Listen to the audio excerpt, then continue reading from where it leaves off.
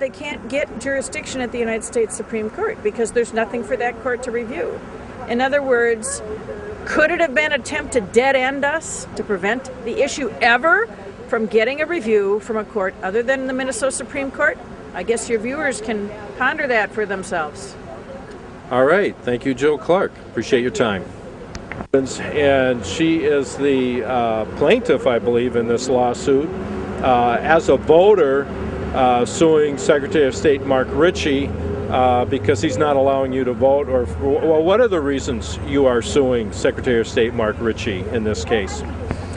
I believe that the Secretary of State's office should have run an election for Justice Magnuson's seat in 2010, and he did not.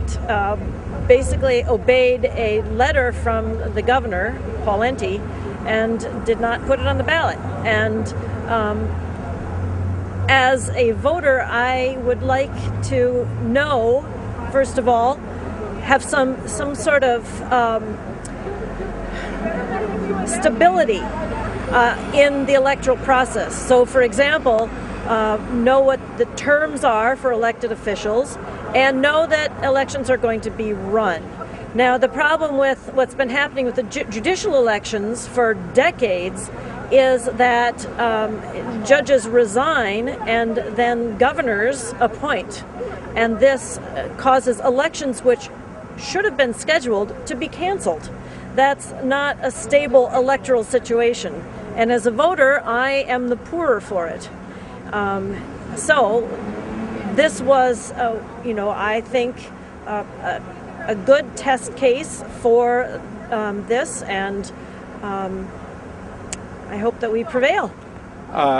What I find interesting, so Governor Pawlenty did write Mark Ritchie, Secretary of State, and did ask him to leave this seat open for election? No, to not run the election, because he was going to appoint. Governor Pawlenty told him to not run the election. Okay, so was Governor Pawlenty part of this lawsuit too then, or it's just Mark Ritchie? At this point, it's against. Well, originally it was Pawlenty and Ritchie, and I believe it still is Pawlenty and Ritchie. Okay. All right. The name, for some reason, the name got truncated to Robbins versus Ritchie. There you go. I think because of the two R's. Okay. So that clarifies some of my confusion. Okay. How did you think it went in there today? Well, I thought it went very well. I thought the justices asked very pertinent questions, and I thought that our lawyer, Jill Clark, did an excellent job of answering those questions. So I'm quite optimistic. All right. Thank you very much. All right. Amazing to me that there's this big effort to take away your right to vote for judges.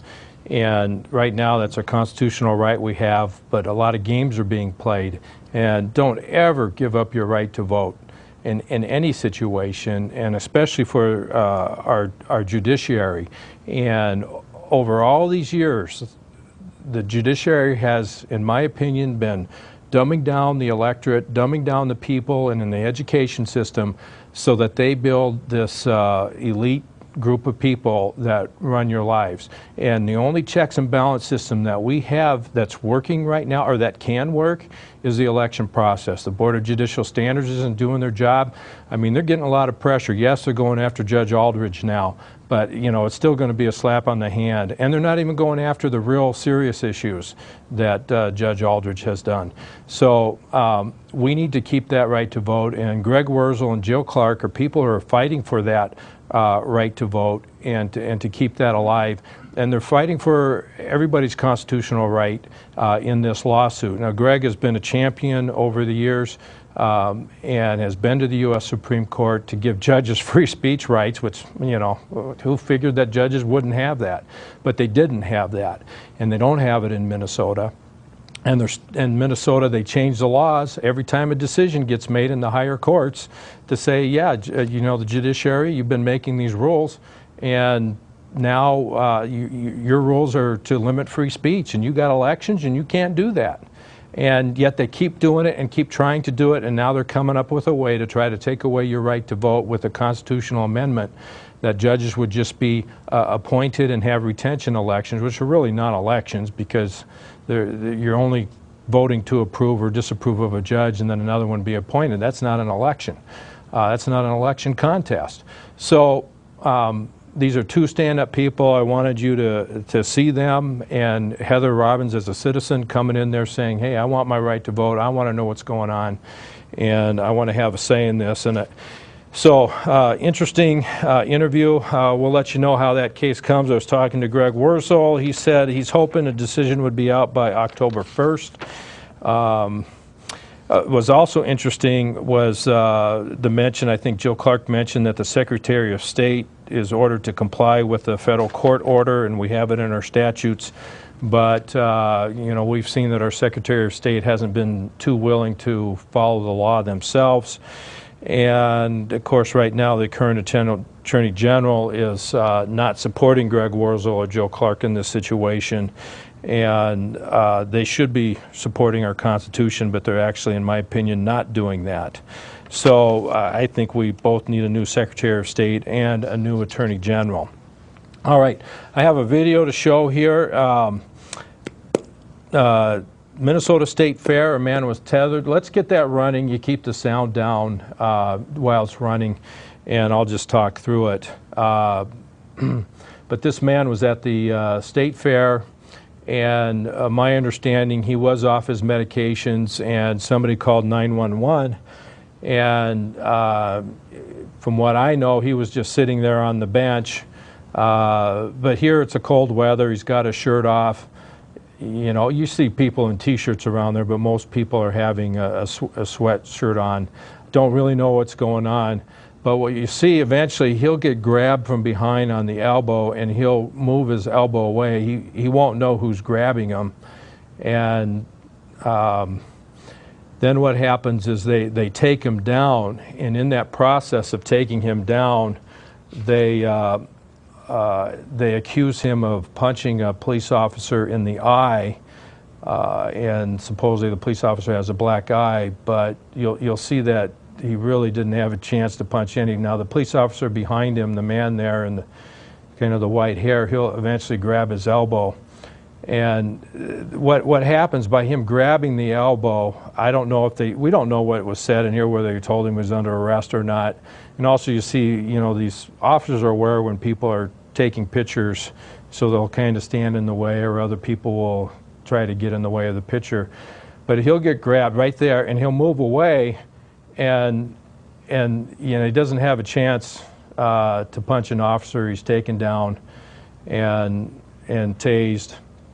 There, of course, we don't have the sound up right now, but you know, he's crying out right now in pain. You know, he needed to be dealt with, and then he's just getting his head squished into the ground. But he didn't. You know, they could have done it a lot better. It's a tough situation. But my point in all this is the police report said this guy punched a police officer in the eye. You know, they may get him for disorderly conduct yeah, disorderly conduct. Was it done all the way? Yeah, oh, okay. Well, I didn't get it all copied then.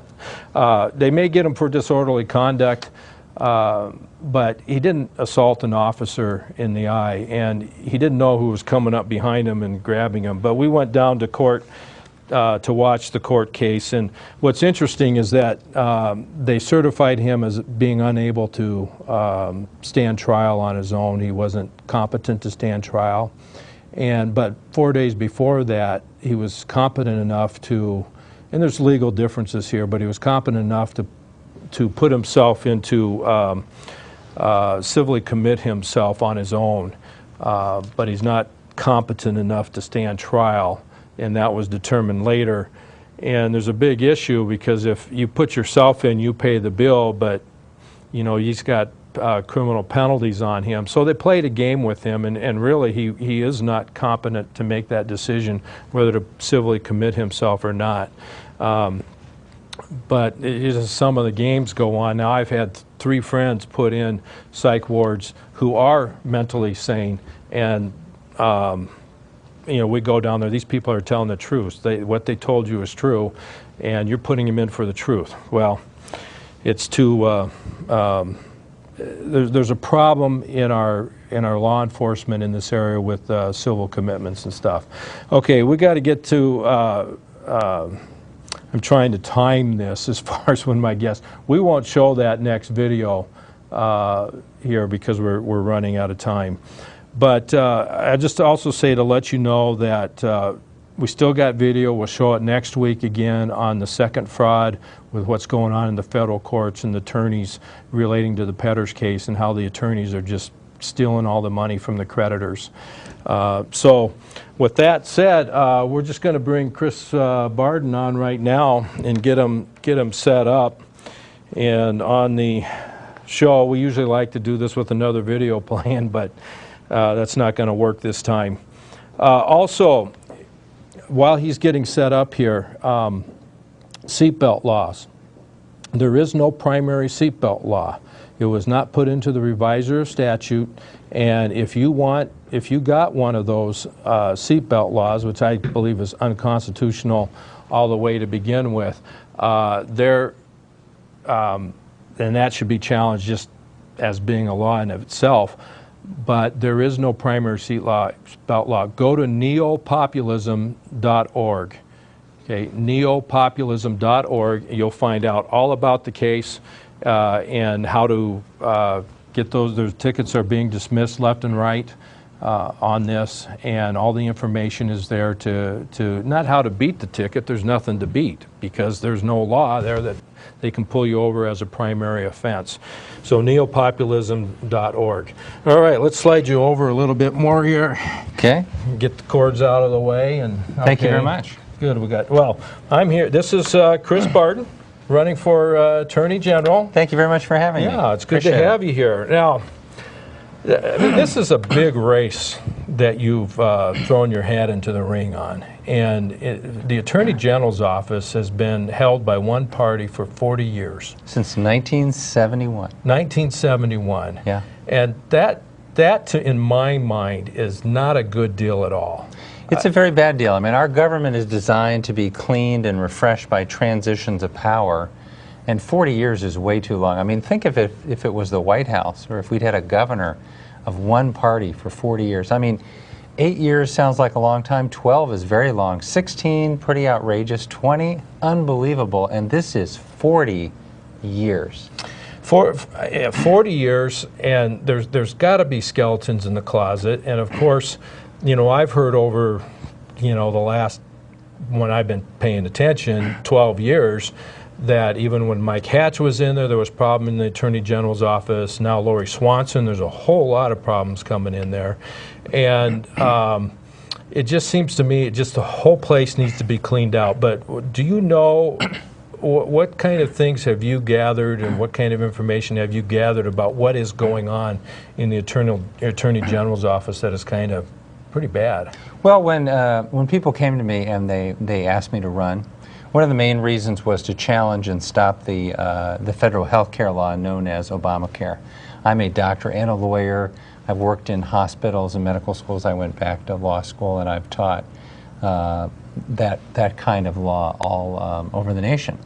So that's the main reason I got started. But then I started investigating this office, and it was really quite amazing, because any office of that power for 40 years, controlled by one party, you're going to expect to see scandals and turmoil. And boy, there's been a lot of scandals and turmoils in that office. Let me give you a few examples. The current incumbent Attorney General, Lori Swanson, has been endorsed by Acorn and has an A+ rating from Acorn. Now, Acorn, many of your viewers may know, is a wildly controversial organization. They're being prosecuted for voter fraud in a number of states. They've been exposed. They've been called a criminal enterprise by some of the people that have studied them. And so to have an Attorney General of your state actually endorsed by an organization like this is very troubling. There was a legal settlement some years back. We actually had a very bad law in our state. I would call it a slush fund. And under that law, the Attorney General could settle cases and then pass the proceeds of the case off to their buddies and friends.